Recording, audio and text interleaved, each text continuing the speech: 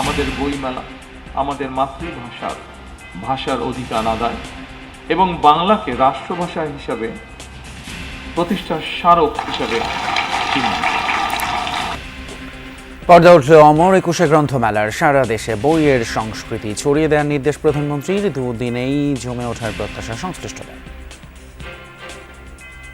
গ্রামে বাড়ি যাব, তাই আগে চলে এসেছি। যে সরকার আসুক না কেন, এটা যে হবে, এটা বাঙালির যে একটা চাওয়া, এটা আমরা জানি এটা করবে। নতুন মন্ত্রিসভার প্রথম বৈঠক। 10,000 টাকা পর্যন্ত কৃষি ঋণ সুদ সহ মওকুফের সিদ্ধান্ত। উপকৃত হবেন 12 লাখ কৃষক, আশা সরকারের। কৃষি ঋণ সুদ সহ মওকুফের সিদ্ধান্ত গ্রহণ করেছে। এর মূল লক্ষ্য হল দরিদ্র কৃষকদের সামাজিক নিরাপত্তা নিশ্চিত করা এবং কৃষি খাতের মেরুদণ্ডকে শক্তিশালী করা। অন্য যে কোনো সময়ের চেয়ে ভালো হবে এবারের পর ঈদ যাত্রা, দাবি পরিবহন মন্ত্রীর। ব্যাখ্যা দিলেন চাঁদাবাজি নিয়ে আগের বক্তব্যের। চাঁদাবাজি হচ্ছে সেইটি যেটি মানুষকে বাধ্য করে জোর করে নেওয়া হয়, যে কোনো মূল্যে আমরা সেটা আপনার হতে দিব না। পুলিশের পুরনো পোশাকে ফেরার দাবির ব্যাপারে কোনো সিদ্ধান্ত নেয়নি সরকার। শিগগিরই নিয়োগ হবে 10,000 কনস্টেবল, জানালেন স্বরাষ্ট্রমন্ত্রী।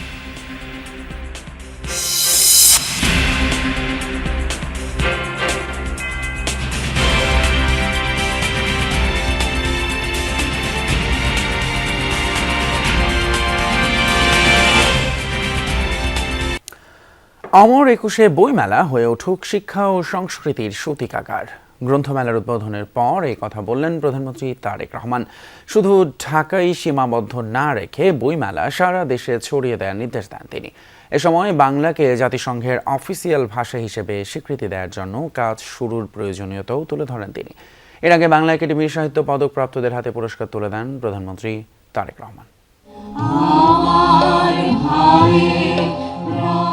নানা নাটকীয়তার পর অবশেষে শুরু হলো বাঙালির প্রাণের মেলা, অমর একুশে বই মেলা।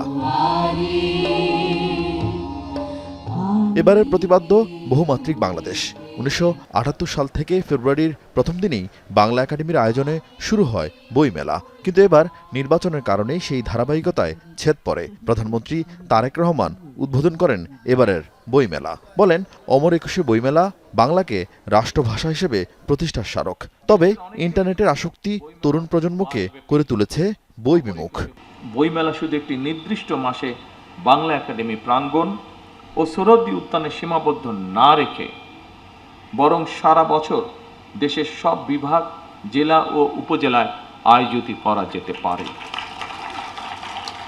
এ ব্যাপারে বই প্রকাশকগণ উদ্যোগী হয়ে ভূমিকা রাখতে পারেন বলে আমি মনে করি এবং সরকারের পক্ষ থেকে যদি সহযোগিতার কোনো অবকাশ থাকে, অবশ্যই বর্তমান সরকার সেখানে এগিয়ে আসবে। আগামী বছরগুলোতে অমর একুশে বইমেলা অমর একুশে আন্তর্জাতিক বইমেলা হিসেবে আয়োজন করার সুযোগ রয়েছে কিনা সেটি আমি আপনাদের সকলকে ভেবে দেখার অনুরোধ জানাবো। বাংলা ভাষার পাশাপাশি প্রতিযোগিতামূলক বিশ্বে টিকে থাকতে নতুন নতুন ভাষার সাথে তরুণ প্রজন্মকে পরিচিত হওয়ার পরামর্শ দেন প্রধানমন্ত্রী। বর্তমান গ্লোবাল ভিলেজে এই সময় মাতৃভাষা ছাড়াও আরও একাধিক ভাষার সঙ্গে পরিচিত হওয়া অত্যন্ত জরুরি। বর্তমানে প্রতিযোগিতামূলক বিশ্বে সমৃদ্ধি এবং সম্মানের সঙ্গে টিকে থাকতে হলে জ্ঞান এবং মেধাভিত্তিক রাষ্ট্র ও সমাজ প্রতিষ্ঠার মনে হয় বিকল্প নেই আমাদের সামনে। একই সঙ্গে বাংলা ভাষাকে জাতিসংঘের অফিসিয়াল ভাষা হিসেবে স্বীকৃত আদায়ের জন্য আমাদের মনে হয় কাজ শুরু করা প্রয়োজন। ফ্যাসিবাদ মুক্ত বাংলাদেশে জনগণের কাছে জবাবদিহিমূলক সরকারের যাত্রা শুরু হয়েছে জানিয়ে প্রধানমন্ত্রী জানান, তার সরকার জ্ঞানের আলোয় আলোকিত দেশ গড়তে চায়। দল, মত, ধর্ম, বর্ণ নির্বিশেষে সকলের জন্য একটি নিরাপদ, মানবিক, গণতান্ত্রিক বাংলাদেশ গড়ে তুলতে আমি আপনাদের সকলের আন্তরিক সহযোগিতা কামনা করছি। জনগণের প্রতি জবাবদিহিমূলক এ সরকার দেশটাকে জ্ঞানের আলোয় আলোকিত করতে চায়। এর আগে 8 বিভাগে 9 জন গুণী ব্যক্তির হাতে বাংলা একাডেমি সাহিত্য পুরস্কার তুলে দেন প্রধানমন্ত্রী তারেক রহমান। পরে স্ত্রী ডাক্তার জুবাইদা রহমান ও কন্যা জায়মা রহমানকে নিয়ে মেলার কয়েকটি স্টল ঘুরে দেখেন প্রধানমন্ত্রী। আরফিন শাকিল, যমুনা নিউজ, ঢাকা।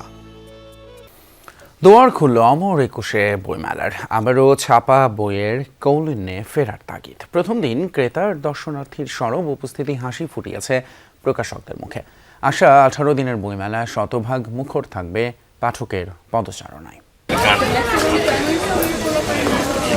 ইট কাঠের শহরে আবারও বই বই ঘ্রাণ।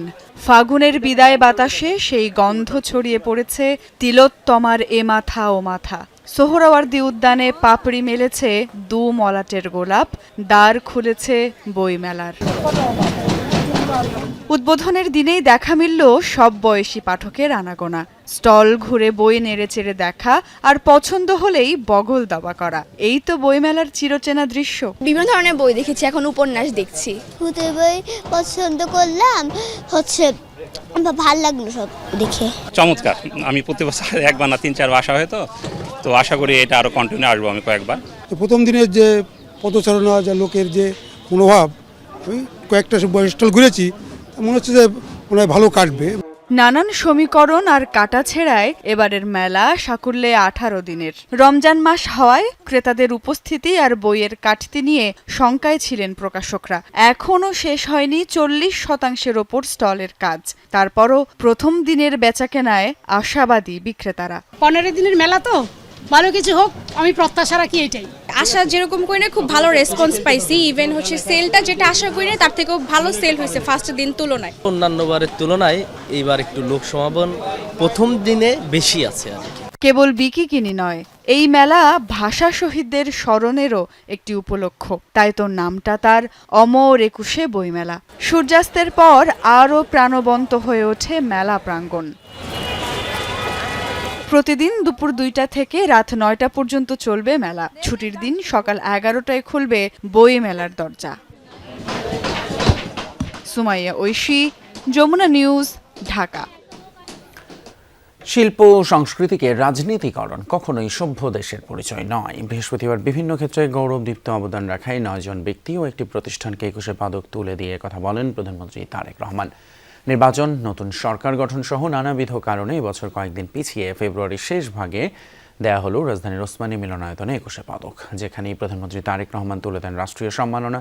বক্তব্যের শুরুতেই পদকপ্রাপ্তদের অভিনন্দন জানান প্রধানমন্ত্রী। উদার গণতান্ত্রিক রাষ্ট্র গড়তে বিজ্ঞজনদের দিক নির্দেশনা চান তিনি। এবছর 9 জন বিশিষ্ট নাগরিক ও একটি প্রতিষ্ঠানকে 21 পদক দেওয়ার সিদ্ধান্ত নেয় বিদায়ী অন্তর্বর্তীকালীন সরকার।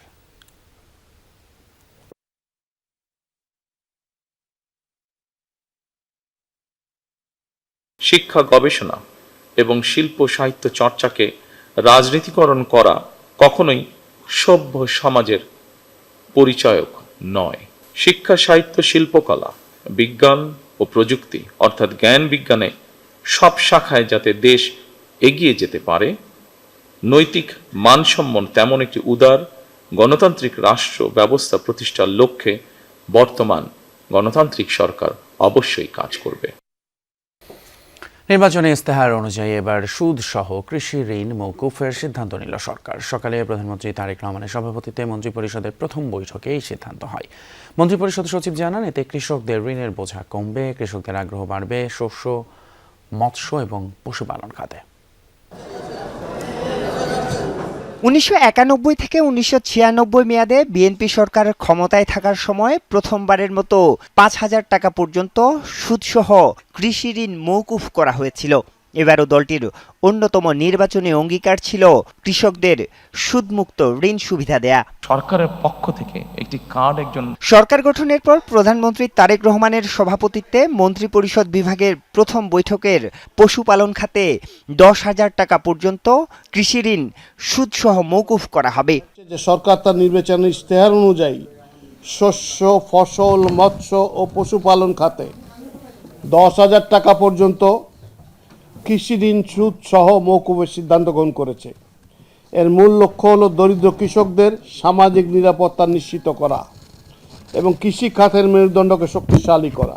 মন্ত্রিপরিষদ বিভাগের সচিব জানান, সরকারি, বেসরকারি এবং বিশেষায়িত বিভিন্ন ব্যাংকে কৃষকদের বর্তমান ঋণের পরিমাণ 1,550 কোটি টাকা, যা মওকুফের আওতাভুক্ত হবে। এতে লাভবান হবে আনুমানিক 12 লাখ কৃষক। এই মৌসুমে এই মওকুফ প্রক্রিয়ার মাধ্যমে কৃষকদের ক্রেডিট কার্ড, ক্রেডিট রেকর্ড বা ঋণ মান ভালো হবে। তারা যে আগেরগুলো পরিশোধিত হয়েছে বলে ধরে নেওয়া হবে। ফলে তারা ব্যাংক থেকে পুনরায় স্বল্প সুদে কৃষি ঋণ গ্রহণ করতে পারবেন, যা তাদের স্থানীয় মহাজনী ঋণের উচ্চ সুদের হাত থেকে রক্ষা করবে। ঋণের বোঝা কমে যায়, কৃষকরা শস্য, মৎস্য ও পশুপালন খাতে আরও উৎসাহিত হবেন।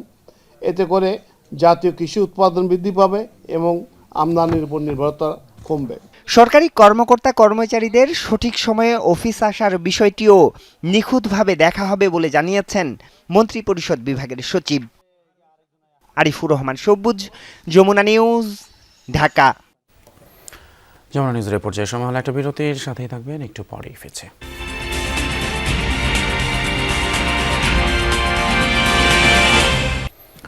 চাঁদাবাজি হলো সেটাই যেটা মানুষকে জোর করে বাধ্য করা হয়। চাঁদা এবং চাঁদাবাজির ব্যাখ্যায় এমন মন্তব্য করেছেন সড়ক পরিবহন ও সেতু, রেলপথ এবং নৌপথ মন্ত্রণালয়ের মন্ত্রী শেখ রবিউল আলম। সচিবালয়ে এক ব্রিফিংয়ে তিনি বলেন, যে কোনো মূল্যে চাঁদাবাজি হতে দেয়া হবে না, এটি বিএনপির নির্বাচনী অঙ্গীকার। এবার যে কোনো সময়ের চেয়ে ঈদযাত্রা নির্বিঘ্ন হবে বলে জানান তিনি। মূলত নৌপথে নিরাপদ ঈদযাত্রা নিয়ে নৌ পরিবহন মন্ত্রণালয়ে এই সংবাদ সম্মেলনের আয়োজন, কিন্তু প্রসঙ্গক্রমেই উঠে আসে এর আগে সড়ক পরিবহন মন্ত্রণালয়ে মন্ত্রীর করা সমঝোতার ভিত্তিতে চাঁদাবাজির বক্তব্য। সাংবাদিকদের প্রশ্নের জবাবে চাঁদা এবং চাঁদাবাজির পার্থক্য তুলে ধরেন মন্ত্রী। এখন ধরেন আমি তো মসজিদ কমিটিতে চাঁদা দিচ্ছি, এখন কি বলবেন? আমি তো রিহাবের মেম্বার, প্রতি বছর চাঁদা দিই, কি বলবেন? এটা অবৈধ বলবেন? আমি জাতীয় নির্বাহী কমিটির মেম্বার, আমার পার্টিকে একটা নির্ধারণ করা আছে চাঁদা দিতে হয় বছরে এই কয়টা টাকা, অল্প কয়টা টাকা, আপনি কি অবৈধ বলবেন? আপনি অবৈধ বলে বলতে পারেন, আমি তো আপনাকে জড়িত করতে পারবো না। মন্ত্রী সাফ জানিয়ে দেন, জোর করে বাধ্য করে চাঁদা নেয়ার সুযোগ নেই। চাঁদাবাজি ফৌজদারি অপরাধ, বিভিন্ন সমিতির নামে চাঁদাবাজি হলে ব্যবস্থা নেবে স্বরাষ্ট্র মন্ত্রণালয়। চাঁদাবাজি আমি বলতেছি, চাঁদাবাজি হচ্ছে সেইটি যেটি মানুষকে বাধ্য করে জোর করে নেওয়া হয়, তাদের নির্ধারিত প্রক্রিয়া না কোনো অবৈধ শক্তি সেটা করতে চায়, সেটা করার কোনো সুযোগ নেই। সেটার করার আমাদের এই মন্ত্রণালয়ে থাকবে না, যে কোনো মূল্যে আমরা সেটা আপনার হতে দিব না। এবার আগের যে কোনো সময়ের চেয়ে ঈদযাত্রা ভালো হবে বলে জানান মন্ত্রী। কখনো কখনো নৌ চলাচলে এসে বাধা সৃষ্টি করে, এরকম কোনো কর্তৃপক্ষ কোনো জায়গায় এরকম থাকবে না, সেগুলি নিয়ন্ত্রণ করা হবে ও নজরদারিতে রাখা হবে, প্রয়োজনীয় অ্যাকশন গ্রহণ করা হবে। মন্ত্রী জানান, এবার ঈদে ভাড়া বাড়াবেন না নৌযান মালিকরা।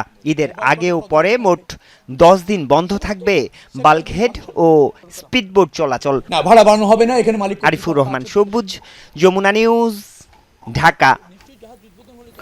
পুলিশের পোশাক নিয়ে সরকার এখনো কোনো সিদ্ধান্ত নেয়নি, তবে পুলিশ অ্যাসোসিয়েশন দাবি জানিয়েছে তারা পুরনো পোশাকে ফিরতে চান, জানিয়েছেন স্বরাষ্ট্রমন্ত্রী সালাউদ্দিন আহমদ। এই সময় তিনি বলেন, অর্থ মন্ত্রণালয়ের ছাড়পত্র পেলে শিগগিরই নিয়োগ দেওয়া হবে 10,000 কনস্টেবল এবং 180 জন সার্জেন্ট। সচিবালয়ে সাংবাদিকদের এসব তথ্য দেন তিনি।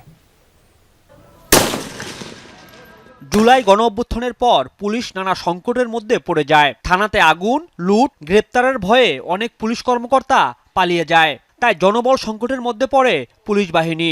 আর এ সংকট কাটাতে জনবল বাড়াতে উদ্যোগ নিয়েছে সরকার। সচিবালয়ে স্বরাষ্ট্রমন্ত্রী সালাউদ্দিন আহমেদ সাংবাদিকদের জানান, শীঘ্রই নিয়োগ দেওয়া হবে 10,000 কনস্টেবল ও 180 জন সার্জেন্ট। পর্যায়ক্রমে নিয়োগ দেওয়া হবে সাব ইন্সপেক্টর। এজন্য অর্থ মন্ত্রণালয়ে প্রস্তাব পাঠানো হবে। 180 জন পুলিশ সার্জেন্ট নিয়োগের জন্য আমরা নির্দেশ দিয়েছি। সেগুলো আগের শূন্য পদ, সেটা খুব শিগগিরই নিয়োগ করা হবে যত পরীক্ষার মধ্য দিয়ে আর কি। এর বাইরে আরও আমরা জনবল বৃদ্ধির জন্য চেষ্টা করছি, যেগুলো আমরা অর্থ মন্ত্রণালয়ের ক্লিয়ারেন্স পেলে খুব শিগগিরই আমরা প্ল্যান করতেছি আরও 10,000 নতুন কনস্টেবল নিয়োগ করা হবে দ্রুততার সাথে। সাংবাদিকরা প্রশ্ন করেন পুলিশের পোশাক নিয়ে। পুরনো পোশাকে ফিরতে চান পুলিশ বাহিনী। এ প্রশ্নে মন্ত্রী বলেন, পোশাক নিয়ে সরকার কোনো সিদ্ধান্ত নেয়নি, তবে পুলিশ অ্যাসোসিয়েশন দাবি জানিয়েছে। সারা দেশে জেলা ও উপজেলা পর্যায়ে আইন শৃঙ্খলা কমিটি পুনর্গঠনের নির্দেশনা দেওয়া হয়েছে বলে জানান স্বরাষ্ট্রমন্ত্রী। সারা দেশের জেলা পর্যায়ের আইন শৃঙ্খলা কমিটিগুলো পুনর্গঠন করার জন্য একটা পত্র জারি করেছি, জেলা পর্যায়ে যাবে, উপজেলা আইন শৃঙ্খলা কমিটিরও কমিটি পুনর্গঠন করার জন্য আমরা নির্দেশনা দিয়েছি। এদিকে সচিবালয়ে Dhaka chamber of commerce industries DCI এর পরিচালনা পরিষদের সদস্যরা স্বরাষ্ট্রমন্ত্রীর সাথে সৌজন্য সাক্ষাৎ করেন। এ সময় স্বরাষ্ট্রমন্ত্রী বলেন, বর্তমান সরকারের অগ্রাধিকার হচ্ছে দেশে আইন শৃঙ্খলা পরিস্থিতি নিয়ন্ত্রণ ও স্থিতিশীলতা বজায় রেখে ব্যবসা বাণিজ্যের অনুকূল পরিবেশ নিশ্চিত করা। গত 15 বছরের সিন্ডিকেট ভেঙে দেওয়ার লক্ষ্যে সরকার কাজ করছে। রাজীব আহমেদ, যমুনা নিউজ, ঢাকা। সংসদের প্রথম অধিবেশনেই রাষ্ট্রপতির অভিশংসনের প্রস্তাব উত্থাপনের ব্যাপারে ইতিবাচক 11 দলীয় জোট, এমনটাই জানিয়েছেন জাতীয় নাগরিক পার্টি এনসিপির জ্যেষ্ঠ যুগ্ম আহ্বায়ক আরিফুল ইসলাম আদিব। বলেন, জোটের সব দল এই প্রস্তাব উত্থাপনের ব্যাপারে ইতিবাচক থাকবে বলে মনে করে এনসিপি। বৃহস্পতিবার সন্ধ্যায় এনসিপির প্রথম প্রতিষ্ঠাবার্ষিকী উপলক্ষে রাজধানী বাংলা মোটরের প্রধান কার্যালয়ে সংবাদ সম্মেলনে এসব কথা জানান তিনি। বলেন, বিএনপি যদি ফ্যাসিবাদের দিকে ফিরে যেতে চায় তাহলে দেশের জনগণই তাদের প্রতিহত করবে।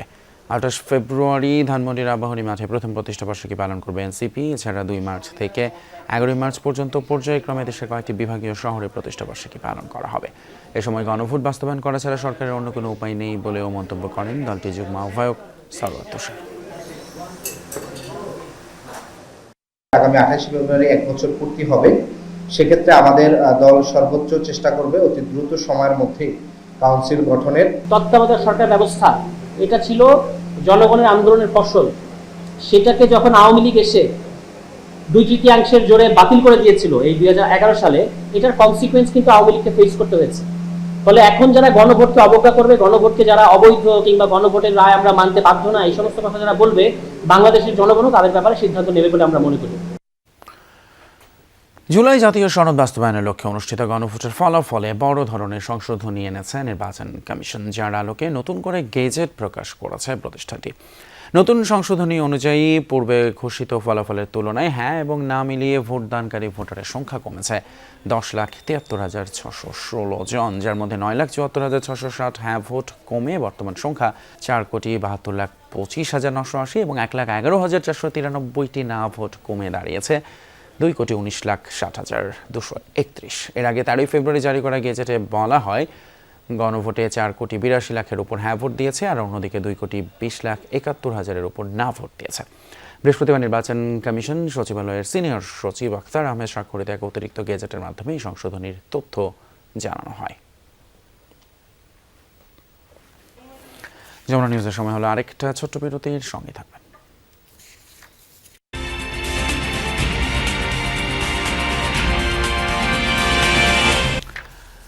দেখছেন যমুনা নিউজ, স্বাগত আরেকবার। মোহাম্মদপুরের জেনেভা ক্যাম্পে অভিযান চালিয়ে বেশ কয়েকজনকে আটক করেছে আইনশৃঙ্খলা বাহিনী। ইফতারের পরপরই মোহাম্মদপুর পুলিশ, ডিএমপি সোয়াট টিম এবং প্রশিক্ষিত ডগ স্কোয়াডের 2 শতাধিক সদস্য অভিযানে অংশ নেয়। ঘনবসতিপূর্ণ জেনেভা ক্যাম্পের ভেতরে কয়েকটি দলে বিভক্ত হয়ে চিরুনি অভিযান শুরু হয়। এ সময় কয়েকজন সন্দেহভাজনকে আটক করা হয়। জব্দ করা হয় মাদক। মোহাম্মদপুরের অপরাধ প্রবণ এলাকাগুলো ঈদের আগ পর্যন্ত অভিযান চলবে বলে জানিয়েছেন কর্মকর্তারা।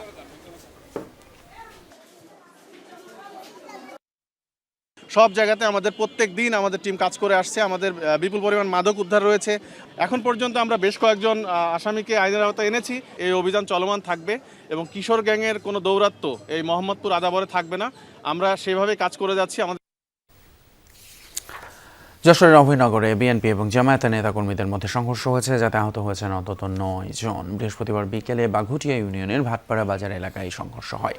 স্থানীয়রা জানায়, বুধবার পারিবারিক কবরস্থান নিয়ে বিএনপির সমর্থক আশিক এবং জামায়াত সমর্থক সাত্তারের মধ্যে মারামারি হয়। এর প্রতিবাদে বৃহস্পতিবার বিকেলে ইউনিয়ন জামায়াতের সভাপতির নেতৃত্বে একটি মিছিল বের করা হয়। এ সময় দুপক্ষের মধ্যে কথা কাটাকাটির এক পর্যায়ে সংঘর্ষ শুরু হয়, যাতে আহত হন উভয় পক্ষের 9 জন। খবর পেয়ে পুলিশ গিয়ে পরিস্থিতি নিয়ন্ত্রণে আনে।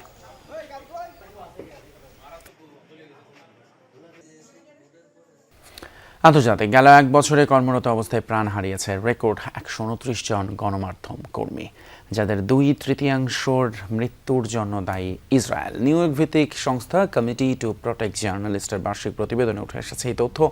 এর মাঝে 47 জনের মৃত্যুকে পরিকল্পিত হত্যাকাণ্ড বলে আখ্যা দিয়েছে সংস্থাটি, যার অন্তত 81% জন্যই দায়ী করা হচ্ছে ইসরায়েলকে। জানা গেছে, টানা 2য় বছরের মতো সাংবাদিক হত্যার রেকর্ড ছাড়িয়েছে ইসরায়েল। গাজার ফিলিস্তিনিদের চরম দুর্দশা বিশ্বের কাছে তুলে ধরতে গিয়ে নিহত হয়েছেন অন্তত 117 গণমাধ্যম কর্মী। যদিও প্রতিবেদনটির বিষয়ে পাল্টা কোনো মন্তব্য করেন ইসরায়েল, গাজা এবং ইয়েমেন ছাড়াও সাংবাদিকদের জন্য সবচেয়ে ঝুঁকিপূর্ণ দেশের তালিকায় রয়েছে সুদান, মেক্সিকো, ইউক্রেন এবং ফিলিপাইন।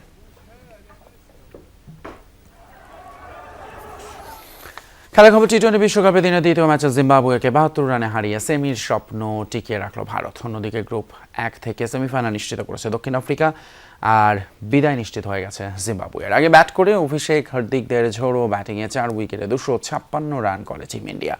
জবাবে ব্রায়ান বেনেটের 97 রানের ইনিংসে 6 উইকেটে 184 রান তুলতে সমর্থ হয় রোডেশিয়ানরা। চেন্নাই টস হেরে আগে ব্যাট করতে নেমে ওপেনিং জুটিতে 48 রান করে ভারত। স্যামসন 24 রান করে মুজারাবানির শিকার হন। ঈশান কিশন খেলেন 38 রানের ইনিংস, অফ ফর্ম কাটিয়ে 50 হাঁকান অভিষেক শর্মা। 55 রান করে অভিষেক ফিরলেও ব্যাটিং তাণ্ডব থামেনি। সুরিয়ার 13 বলে 33 করে আউট হন, আর 23 বলে 50 হাঁকিয়ে হার্দিক, আর 16 বলে 44 করে অপরাজিত থাকেন তিলক। জবাবে শুরুটা মন্দ হয়নি জিম্বাবুয়ের। 20 রান করে মারুমানিকে ফিরিয়ে ওপেনিং জুটি ভাঙেন আকসা ব্যাটল। 6 রান করে ফেরেন মায়ার্স, এরপর 50 হাঁকান ওপেনার ব্রায়ান বেনেট। রাজাকে ফিরিয়ে 72 রানে জুটি ভাঙেন আর্শদীপ। একই ওভারে লেগ বিফোরে ফাঁদে পড়েন রায়ান বল। বেনেটের 97 রানের ইনিংস কেবল হারের ব্যবধান কমিয়েছে শেষ পর্যন্ত।